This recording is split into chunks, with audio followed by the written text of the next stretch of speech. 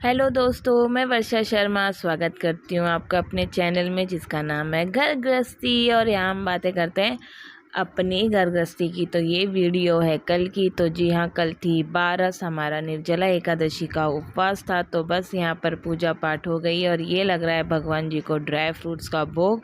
तो बस जब तक भगवान जी अपना नाश्ता करेंगे हम भी हमारी चाय पानी फ्री कर लेते हैं। और जब चाय में उबाल आती है ना, तब तक मैं मेरी नाश्ते की ऑलमोस्ट आधी प्रिपरेशन पूरी कर देती हूँ, क्योंकि वैसे भी चाय में उबाल आने में काफ़ी टाइम लगता है। तो यूं ही खड़े रहने से अच्छा है अपना काम फ्री कर लो। तो बस यहाँ पर मैंने पानी में डाल दिया है ड्राई कोकोनट, क्योंकि ड्राई कोकोनट ग्राइंड होने में थोड़ा टाइम लगता है और ये जब तक मैं इसकी चटनी ग्राइंड करूँगी तो ये थोड़ा सॉफ्ट हो जाएगा। और साथ ही मैं कुछ आलू और प्याज भी पील कर दूँगी।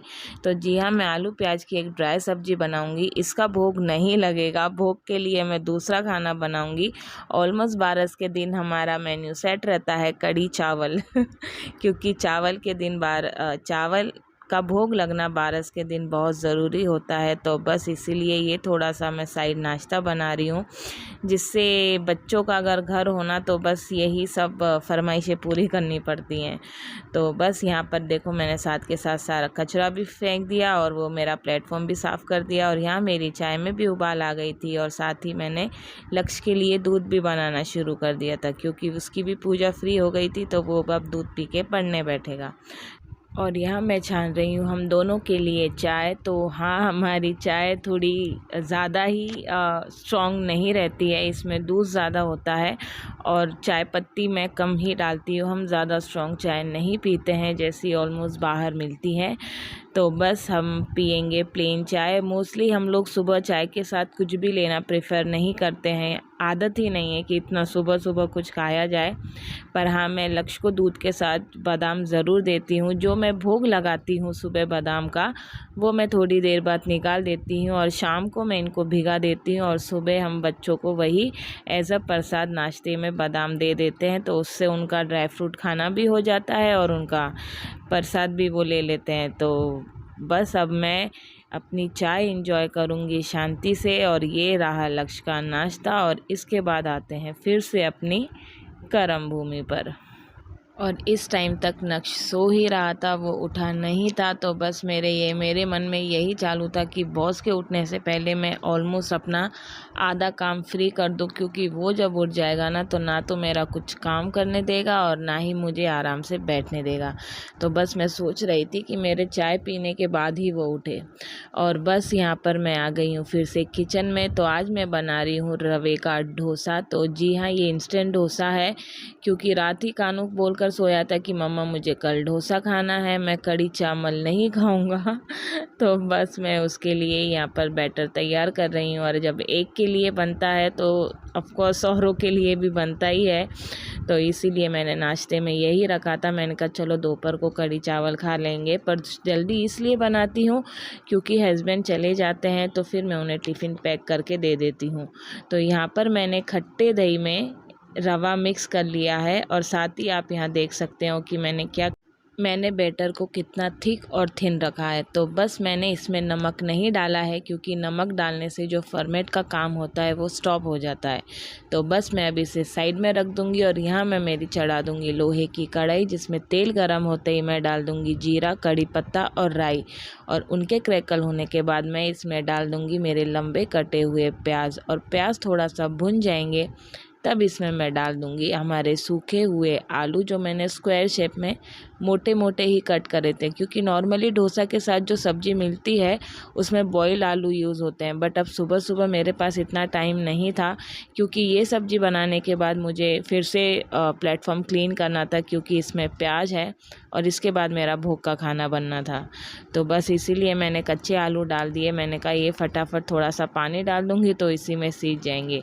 और साथ ही मैंने इसमें रूटीन के मसाले डाल दिए हैं, जैसे नमक, मिर्ची और धनिया पाउडर। बस अगर आपके पास सांभर पाउडर हो तो आप इसमें डाल सकते हो, बट एज़ यूजुअल मैंने बच्चों के हिसाब से इसमें नहीं डाला, क्योंकि वो फिर थोड़ा स्पाइसी हो जाता है। और इसी तरह ढककर आप देखिए थोड़ा सब्जी ने अपना सारा तेल रिलीज़ कर दिया है। और यहाँ मैं चेक कर रही थी तो थोड़ी आलूओं में अभी कसर थी, तो मैं इन्हें फिर से ढक के रख दूँगी ताकि ये आलू फटाफट मेरे हो जाएं। और बस थोड़ी देर बाद वो सब्ज़ी हो गई थी। सारी साफ़ सफाई के बाद मैं आ गई हूँ यहाँ सीधा अपनी कड़ी बनाने के लिए। तो ये जो बैटर आप देख रहे हो ये मैं पकोड़े का बैटर बनाऊँगी। तो हाँ, मैंने बेसन में हमारे रूटीन के मसाले ही ले लिए हैं आपके टेस्ट अनुसार, और बस इसका एक ही सिस्टम है कि इसे काफ़ी देर तक विस्क करना पड़ता है जिससे इसके अंदर एयर फॉर्मेट हो और हमारे जो पकोड़े कड़ी में जाकर एकदम सॉफ्ट हो जाएं। तो आप इसको बलून विस्कर के साथ भी कर सकते हैं जैसे मैं कर रही हूँ, और अगर आपके पास ये ना हो तो आप फ्लैट स्पून के साथ भी इसे अच्छे से कर सकते हैं। बट मेरे पास तो ये था तो मैंने इसे यूज़ कर लिया। और आप यहाँ देख सकते हैं कि मैंने बैटर को रनी फॉर्मेट में ही रखा है। तो बस अब वो मैं साइड में रख दूँगी जब तक मेरा तेल गर्म हो रहा है, जब तक मैं मेरे कड़ी का भी घोल बना लेती हूँ। और ये मैंने खट्टे दही के अंदर बेसन लिया है और साथ ही मैं इसमें हल्दी, नमक और धनिया पाउडर और मिर्ची पाउडर भी मिक्स कर दूंगी, और इसी तरह मैं सेम विस्कर के साथ इसे विस्क कर लूँगी। और ये बैटर इतना थिक नहीं रहता है, ये काफ़ी रनी बैटर होता है। बट मैं इसे मिक्स करने से पहले पानी डालने से पहले इसे अच्छे से मिक्स कर लेती हूँ, क्योंकि इसमें बेसन होता है तो उसके फिर गुठले पड़ने का काफ़ी डर रहता है। तो बस इसे अच्छे से मिक्स करने के बाद मैं मेरी इच्छानुसार पानी डालकर फिर हम इसे तड़का मार के खदकने के लिए छोड़ देंगे, क्योंकि कड़ी को बॉईल होने में काफ़ी टाइम लगता है और इसे कंटिन्यू चलाना पड़ता है ताकि ये फट ना जाए। और बस यहाँ आने से पहले मैंने चावल भी रख दिए थे गैस पर। तो बस मेरे तीनों गैस काम कर रहे हैं। एक जगह मैंने कुकर रखा है तड़के के लिए, एक में डीप फ्राई के लिए तेल गरम हो रहा था, और वहाँ मेरे चावल हो रहे थे। और यहाँ देखो मैंने कितनी बड़ी गलती करी, मेरा ध्यान बिल्कुल भी नहीं था कि इस कुकर में पानी था और मैंने उसी में तेल डाल दिया। और मुझे रियलाइज़ तब हुआ जब वो पानी ऊपर आने लग गया। लेकिन फिर उसके बाद मैं कपड़े से इसे पोंछ रही थी। मैंने कहा कहीं ज़्यादा तेल ना उड़ जाए ऊपर, और फिर भी ये देखो कैसे तेल उड़ रहा था। बट प्लीज़ आप लोग जब भी कुछ ऐसा काम करो तो ध्यान से करना। मैं तो अब क्या करूं चलो, बातों ही बातों में मेरा वहाँ तेल गरम हो गया था। तो ये देखो मैं ऐसे धीरे धीरे पकौड़ियाँ डाल दूँगी। और मेरी पकौड़ियों में ना हमेशा ये पूँछ आती है, क्योंकि मैं बैटर को रनी रखती हूँ। अगर आप बैटर स्टिफ रखोगे ना तो आपकी ये पूँछ नहीं आएगी। बट इट्स ओके, ये कड़ी में जाकर डिज़ोल्व हो जाती हैं, पता नहीं चलता। और साथ ही मेरे ये कुकर में भी तेल गरम हो गया था, तो मैंने इसमें बस डाली थी मेथी, हींग और हल्दी, और साथ ही वो बैटर जो हमने कड़ी के लिए जो घोल बनाया था वो। तो बस अब यहाँ पर देखो मेरे दोनों हाथों से काम होगा। एक हाथ से मैं कड़ी को हिलाऊंगी और दूसरे हाथों से मैं वहाँ से मेरी भजिया उतारूंगी, क्योंकि वो भी जलने, अगर थोड़ी देर और रख देती तो वो काली काली हो जाती और वो कड़ी में फिर उनका अच्छा नहीं लगता कलर। तो बस मैं पहले उनको निकाल दूंगी और फिर थोड़ी देर बाद मेरा सेकंड बैच लोड करूंगी। और ये कोई हमारे लिए बड़ी बात नहीं होती कि हम एक काम के साथ दूसरा काम ना करें। ऐसा कोई घर में कोई औरत ऐसा काम नहीं है कि वो बस एक ही पर्टिकुलर काम करती है। हमें पता है कभी कभी टाइम ऐसा आता है कि हमें एक साथ दो दो तीन तीन सारे काम करने पड़ते हैं, और हर औरत वो काम करती है।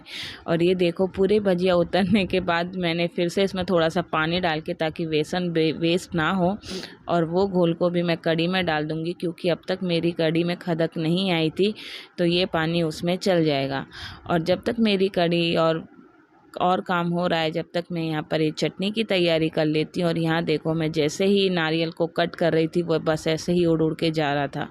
तो बस आखिरकार मैंने धीरे धीरे नारियल कट कर ही लिए। और अब इसमें साथ में मैं डालूँगी हरा धनिया और बस हरी मिर्ची, और साथ में मैं इसमें और कुछ नहीं डालूँगी, और थोड़ा सा नींबू, ताकि सब्जी चटनी में खटाई आ सके। तो मैं पहले कोकोनट को पानी के साथ ग्राइंड करूँगी, क्योंकि इसको मिक्स ग्राइंड करने में थोड़ा टाइम लगता है।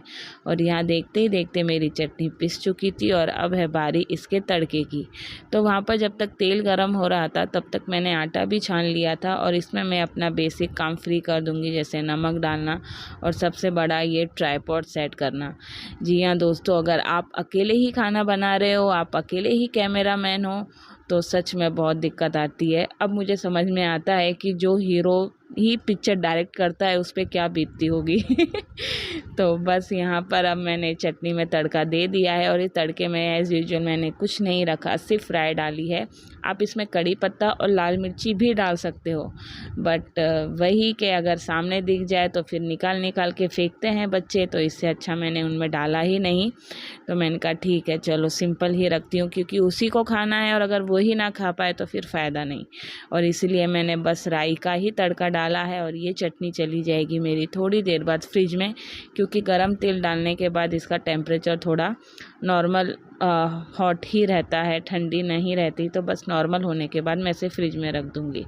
और ये देखो मेरी कढ़ी कितनी देर से कढ़ रही है। मैं आपको यहाँ पर वो लेवल दिखाने की ही कोशिश कर रही थी कि कितनी है और कितनी सी रह गई खदक खदक कर। बस अब पर अभी इसको थोड़ा और होना है, ताकि इसके बेसन का जो कच्चा फ्लेवर है वो निकल जाए। और साथ ही मैं तैयारी कर रही हूँ यहाँ कढ़ी में ऊपर से तड़का देने की। और चावल मेरे फ्री हो चुके हैं और अब मैं इसको शिफ्ट कर दूँगी ताकि मैं यहाँ पर रोटियाँ बना सकूँ। तो बस दोस्तों, मेरा ये चैनल नया है, थोड़ी मेरी वीडियो सेटिंग में प्रॉब्लम हो, थोड़ी मेरी वॉइस में प्रॉब्लम हो तो प्लीज़ इग्नोर करें, क्योंकि मैं अभी सीख रही हूँ और धीरे धीरे कर ही लूँगी। तो please like share and subscribe और अपना सपोर्ट मुझे ज़रूर दिखाएं।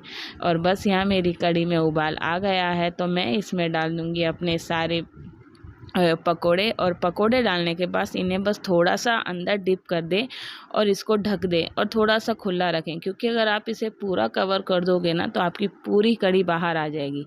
और आप ये देख सकते हो थोड़ी देर बाद हमारे पकोड़े भी कढ़ी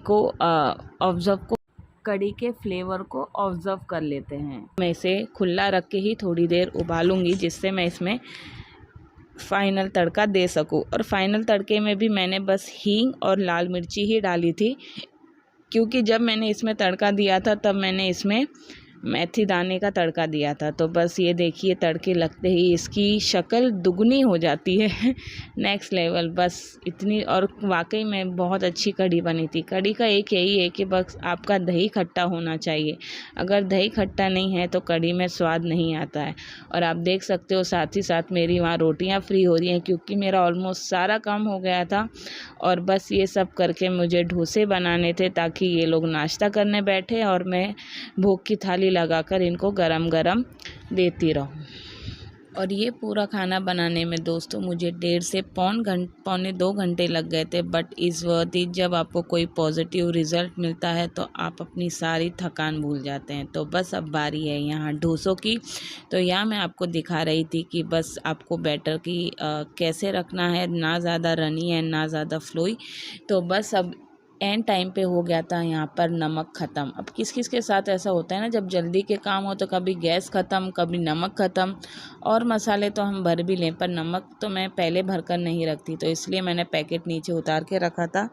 डब्बा क्लीन करने के बाद मैंने इसमें भरा, और साथ ही मैंने ये छोटू से उसमें भी भर दिया, जो मैं सर्विंग के साथ देती हूँ मेरे छोटे से। इसमें मैंने नमक, अब इसे मैं अच्छे से मिक्स कर लूँगी। और अब मैं आपको दिखाऊंगी एक बढ़िया सा एडिटिंग का जादू। तो जी हाँ दोस्तों, ये हकीकत में नहीं होता है, ये बस एडिटिंग में ही होता है कि पलक झपकते ही आपकी स्पून चेंज हो जाती है तो जी हाँ, यहाँ मैंने गोल स्पून ले ली, जिससे मुझे उसको पोर करने में आसानी हो और उसे फ्लिप करने में भी उसको सर्कल शेप देने में भी आसानी हो। तो अगर आप बिगनर हो तो ज़्यादा शेप पर ध्यान ना दें और बस अपना फटाफट बनाकर फ्री करें। इसका एक ही सिस्टम है कि बस पोर करने के बाद आप उसे जितना फैला सको इतने फैला लो और फिर इसे कवर कर दो। कवर करना इसलिए ज़रूरी है ताकि वो स्टीम के साथ ना अंदर ही अंदर अच्छे से पक जाए, और जब वो अच्छे से पक जाएगा ना तो वो आराम से निकल भी जाएगा। वरना सूजी है, अगर आप इसे खुला छोड़ दोगे तो वो खुला रहेगा ना, तो उसका सारा पानी अपने आप हवा में उड़ जाएगा, तो वो तवे से निकलने में बहुत टाइम लेगा। और आप देख सकते हो ये मेरा पहला डोसा है और काफ़ी बढ़िया बन गया। और साथ ही मैं यहाँ पर लगा दूँगी मेरी पूजा की थाली। तो जी हाँ, मेरे घर में पूजा की 2 थाली लगती हैं, क्योंकि मेरे घर में गणेश जी भी हैं और लड्डू गोपाल भी हैं।